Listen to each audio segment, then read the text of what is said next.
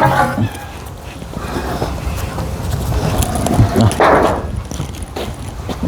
ิงเสียงเอาเนาะว่าแล้วใจเย็นๆแล้วเขาก็หาอยู่แล้วต่างคนต่างซอยกันหลาเด้อเจ้าก็คันว่านั่นก็ถาเบิ่งนี่ตัวนี้ลากกำแพงนี่เนาะลากกำแพงวันนี้เจ้าหาลากมาพังอีกลังนี้ทางหน้านี่ลังนี้ปึ๊บ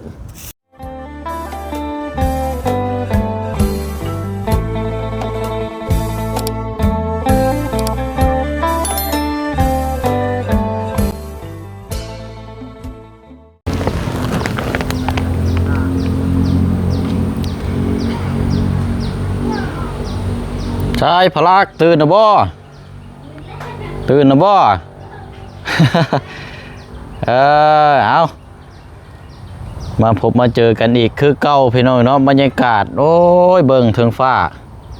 ครึ้มฟ้าครึ้มฝนผ้าฝนปล่อยปลายเนาะมื้อนี้กะเอาแต่เช้าเลยพี่น้องบ่เสียงขุดนานพักดดตกปุกปักปุกแปกลงพอเรื่องมะเขือมาแต่ใช้ซะนี่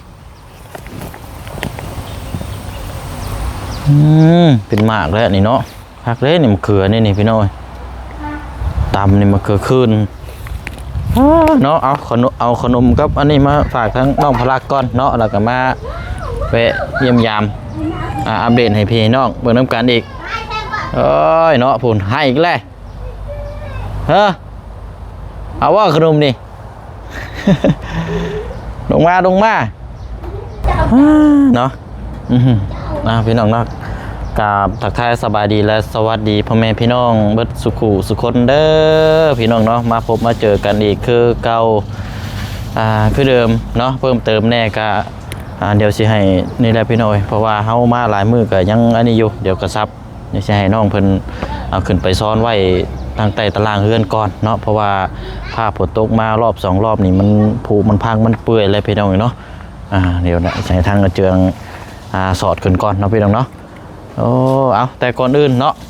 มาเบิ่งทั้งผู้บ่าวน้อยก่อนนั่งของบอกอยู่เป็นนี่ได้อันนี้พลัก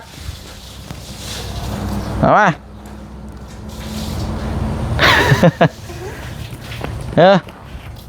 เอาสวัสดีก่อนโอ้ยเพิ่นนี่มองกล้องนี่สบายดีก่อนนี่บสนเลยเบิ่งขนมนี่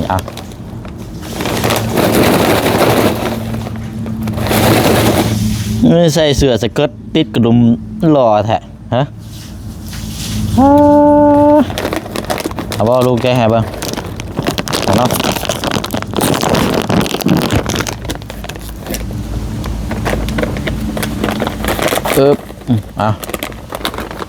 นั่งดีๆเด้อ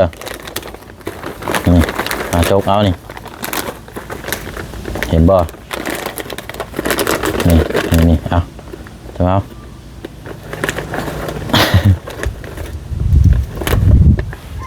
ครับกินเดียวเห็นพ่อใส่ลายแท้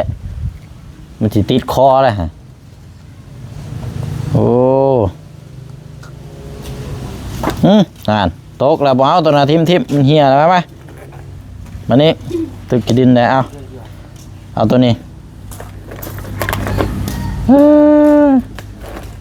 เอาเดี๋ยวให้แน่ได้ป้อนเด้อ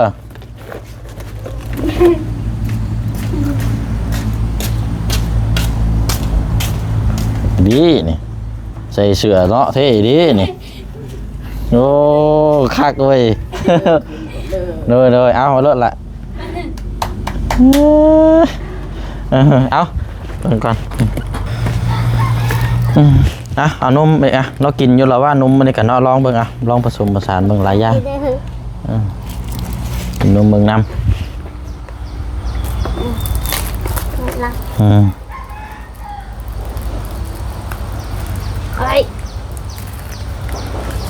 ได้บ่คือก้มคักแท้ดูได้แล้วบ่ขนมนี่มันจะแค้นอยู่ได้ ให้มีนมกินกับไข่อยู่เด้แซ่บใช่ป่ะ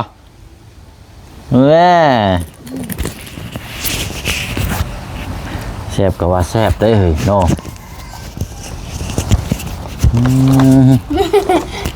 เจ้ากินเองเลย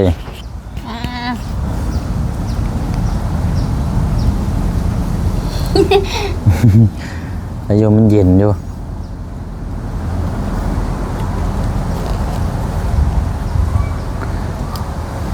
จังนั้นก็ลุกย่างได้เด้นี่พี่น้อยนี่ก็นั่งตั้งนี่เลยครึ่งตัวเองได้เลย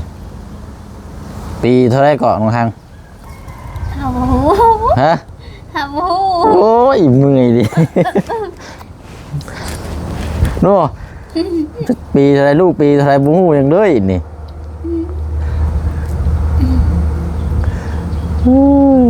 สิอยู่ในราวปี3-4 เดือนนี่แหละไป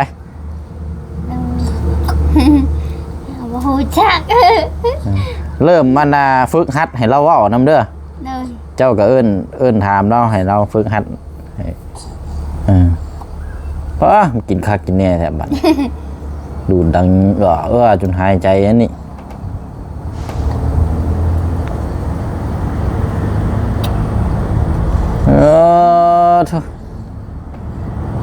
ปวดดีๆนี่เอาพอก่อนได้กินลายมันชิจุกให้มันกินขนมก่อนข้าวเช้าท่านได้กินบ่กินแล้วข้าวเช้าก็กินแล้วน่ะกินขนมก่อนหลือแห้งแต่มื้อนี้บ่ได้เห็นย่างวนเวียนกลึบแถวนี้มื้อนี้พี่น้อยแถวใต้ตารางใต้ทุนเพราะว่าเห็นขนมแล้วนั่งนิ่งเลย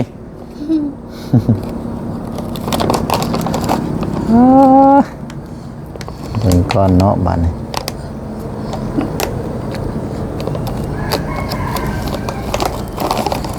เดี๋ยวสิให้อันนี้ก่อนมาเจอกันอาบน้ำบ่เดี๋ยวเอาไม้เส้นตัวนี้ขึ้นไปไหว้ก่อนสอดไว้นี่ก่อนไว้สอดไว้นี่ก่อนอันนี้คนจิตกระยำมันหลอกได้เก็บไว้ก่อน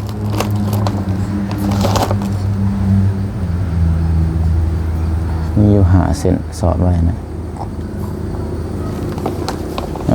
เอาไปกินเนาะฮึบ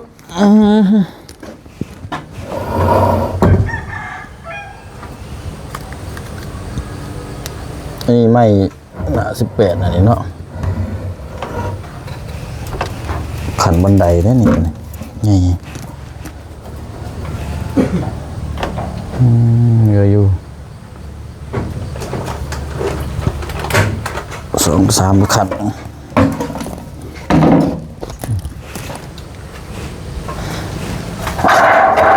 มีขอบข้างของน้ำยังไม่ได้ใช้เลยเนาะมูมีแผ่นลบ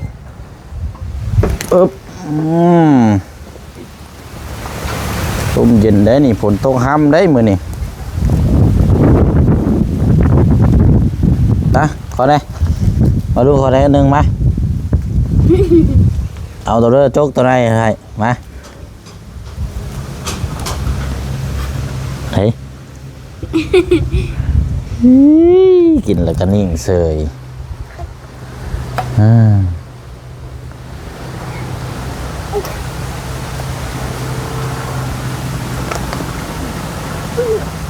แล้ว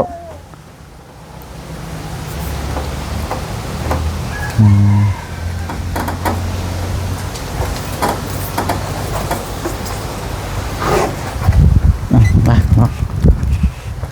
เอามาเลยเอ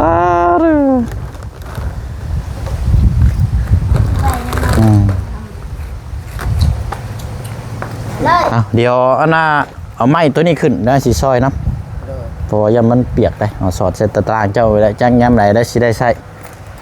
แล้วก็แล้วตัวนี้แล้วว่าเสียรถไปล่างเลยคือเก่าเขาแล้วไปครับตรงห้างมันให้พลักได้หันก็ได้อ่ะให้เรากินอยู่หันแหละเดี๋ยวจับกล้องห้าหน่อยไม่ใช่เจียงวะลืมแล้วว่าเสียไว้แต่มันดูฮะ เอาไว้ใต้ตารางแล้วหรือว่าเอาไว้นี่มันวิทย์อยู่ว่าซะ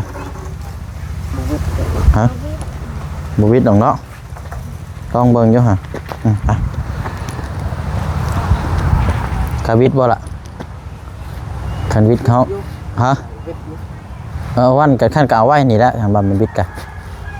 เอาไว้เทิงพุ่นอยู่ว่ามันยาก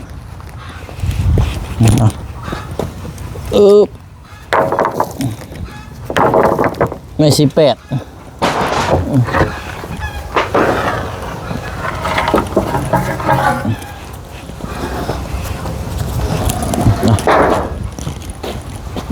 ชิงเสียงเอาเนาะได้อยู่วิทย์อยู่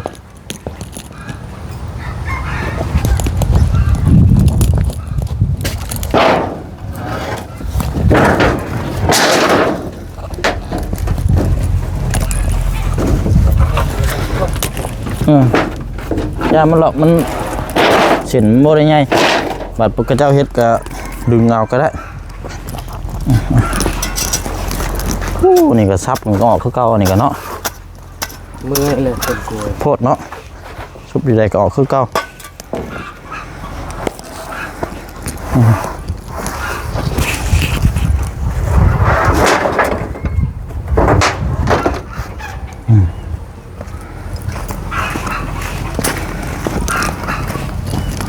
นี่สนามแข่งรถอันนี้พี่น้องสนามแข่งรถพลัก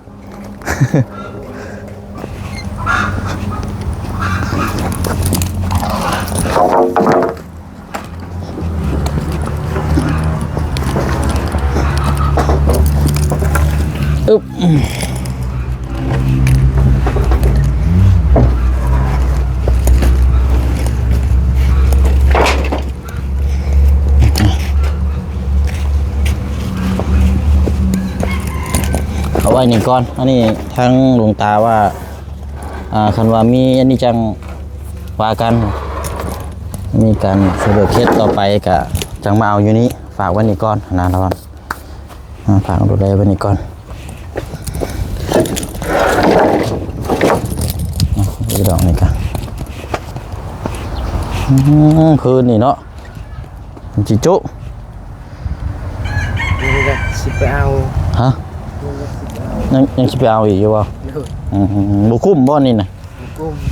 โอ้บ้านอันว่าจังน้อยนี่เนาะใส่พื้นใส่ไผ่เนาะทอกมันถอกยาหรอกถอกแล้วก็เก็บเอานี่ได้ใช่อันเข่าไผ่นี่กับจุเคยกำจุนี่คือกันได้เนาะอันทางบัดน้องหางคอดเนาะจุหางต้องหาพื้นไว้อีกได้นี่เนาะใส่พื้นนี่ลายอยู่ได้พี่น้องต้มน้ำห้อนน้ำอาบเนาะเอาอันละพี่น้องเดี๋ยวจังน้อยว่าสิแลนก็ไปเบิ่งหั่น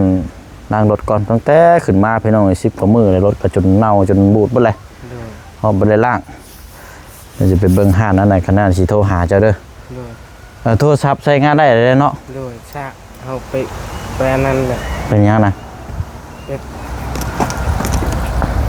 มืดแบกแบตเชื่อมบ่แบกมันได้อยู่มันเป็นแล้วมันสาเหตุมันเป็นเพราะยังไงมันนั่นเปิดแล้วก็แบบนี้มันเป็นแบบนี้มันปิดแล้วไปแปลงแล้วก็ได้แล้วมันแปลงนะเพราะมันเป็นเพจแบบมันเป็นแบบนั้นนะโอ้สารพัดเลยใช่นี่แบตเบิร์ดแรกเดี๋ยวเป็น1%อันนี้น้องพลัดเบิ้งอันนั้นเบิ้งกาบตายเห็นได้สารนี่เนาะเบิ้งกาบแต่ว่าไปแปลงแล้วบ่ได้เป็นยังเนาะโดยแปลงแล้วไม่ยังบ้านนี่ไปแม่นี่เอาไปขายไหมนี่ให้มันลายก่อนขายลายก็จะชี้ย้ำลายสีพ่อเนาะเนาะดื่มเอาสายางมาให้เจ้าอะไรเอาไว้นั่นก่อนก็ได้ว่าแล้วจังเทื่อกันเดี๋ยวเมื่อสวนเทื่อหน้านี่ได้เสร็จจังน้อยเนาะเดี๋ยวนั่นก็ตามรังกันนี่เนาะเทื่ออ้ายสิเอารถเข้าไปล่างนะครับ มาสิซ่อนรถเจ้านะแล้วทางขึ้นมือก็นะเดี๋ยวเบิ่งไปบ้านสวนคือเก่าอีกถืออันมีดไปนำเลยเด้อเลยมีดเงาะเจ้านะมีทางปลาเจ้าเลย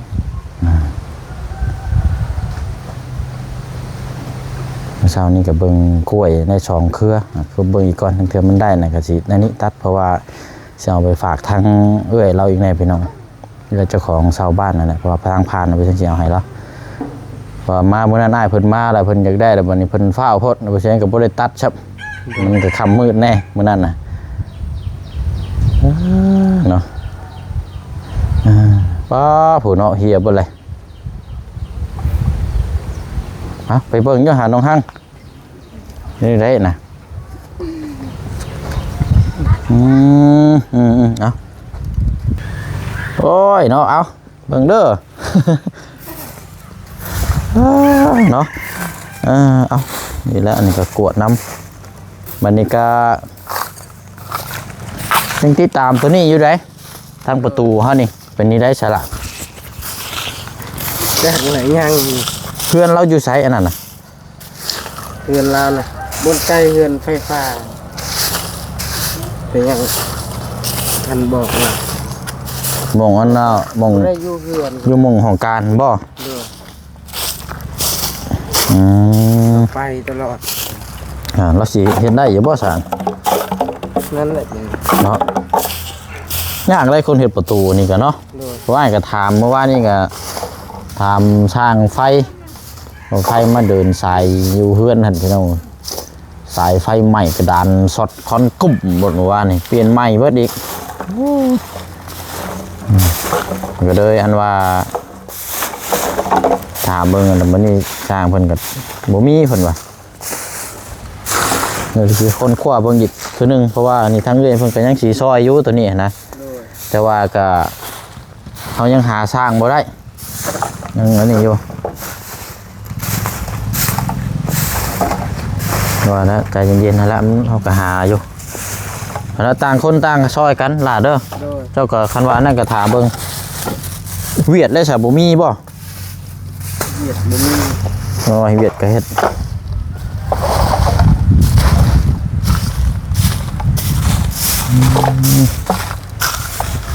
นี่แหละมันยังตัวนี้แหละปิดกั้นถ้ามีประตูตัวนี้ประกาศมันก็ง่ายบัดนี้ล็อกไว้เลยเอาประตูไว้ไปข้างในก็ได้เพื่อนห้างเราจะไปดินเฮือนมู่คู่แล้วก็ล็อกประตูไว้หรือว่าอันนี้บ่ซะเจืองหรือว่าสิไปเอาประตูตัวนั้นมาแก้ไขพอได้3ได้ตัวนั้นก่อนบ่ไม่ที่จะเอามื้อนั้นโดยตัวนั้นก็ได้ยันตอกบ่ได้ฮะบ่เฮาอันนั้นเจ้ากับพังรักซะอีกพังรักใช่แล้วก็เฮ็ดมัดเอาก็ได้สังเกตแล้วบ่นี่พังไว้ว่าเราสิเขียนแบบให้เบิ่งนี่ตัว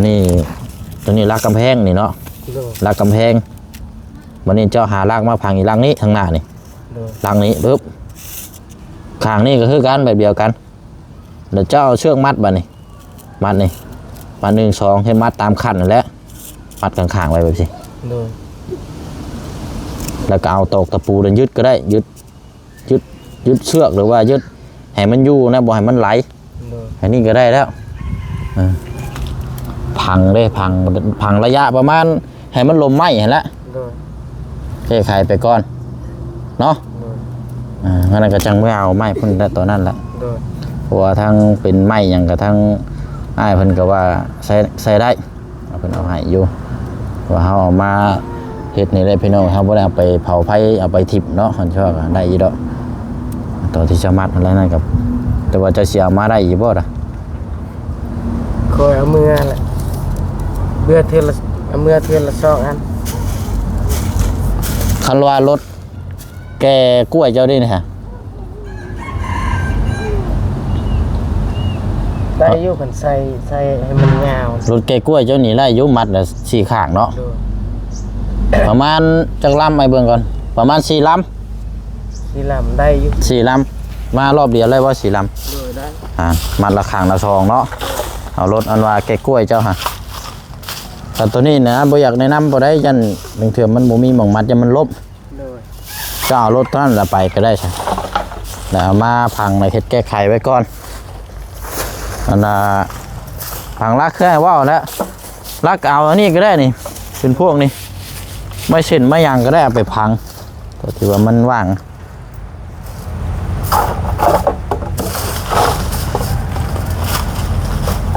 มาปิดไว้ก่อนทั้งเทือทั้งห้างเราอยากไปดินน้ำมูคู่กันแค่นี้เอาไม้สอดปิดไว้ปิดขันนะ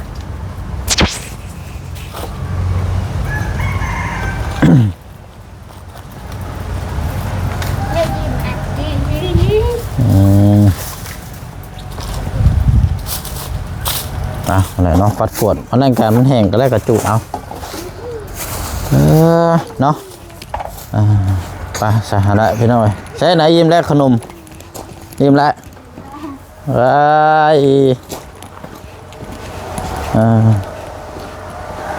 เดี๋ยวนี่ได้มัดข้าวนี่ได้อยู่พี่น้อง2 เส้นเนาะไปเอาละเนาะเดี๋ยววันนี้อาจจะได้ลองขี่รถคันนี้ไปจักพี่น้อยสลิงนี่ไปจักน้องคนสิไปแก้ไม้แน่ป้าสาเจืองมีแต่ว่าบุระเลิกพวกกันอยู่มองห้านล้างรถเด้อไปหาไม้อยู่หันเด้อแล้วก็เอานี่อะไรไปผ้าบ่เอากระยาซะหรือว่าเอาไปตัดกล้วยแต่งจังหน่อยเนาะเอาไปเลยก็ได้เอาไปมัดเอาเชือกมัดเชือกอย่างนี้เอาคันเก่าเจ้าอะไรไปมัดเอาไม้นี่มาแก้ไขตัวนี้ปิดตัวนี้ก่อนเนาะไปสาวลาพี่ลาน้องก่อนเอาโอเคไปเด้อทางนี้เด้อแล้วไปดิ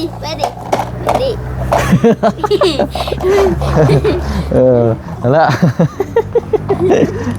สอนลูกให้ได้ดีละพ่อกันเวลาไปหน่อยที่ตามอยู่เพื่อนเนาะทางกันเจืองจะไปเอามาแก้ไขเฮ็ดประตูตัวนี้ก่อนมาเชื่องแนะนำให้น้องเพื่อนเพราะว่าทางประตูแบบเบสเซ็ตกะ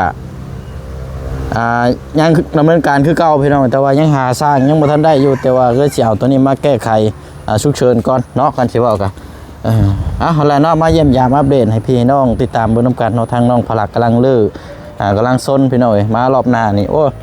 แห้งแล้วนี่พี่น้องเนาะย่างแล้วบาดนี้บ๊ายบายเด้อพี่น้องเด้อเนาะพบเจอกันในคลิปหน้าลำได้ด้วยเบิร์ดสุขุสุคนเนาะสบายดี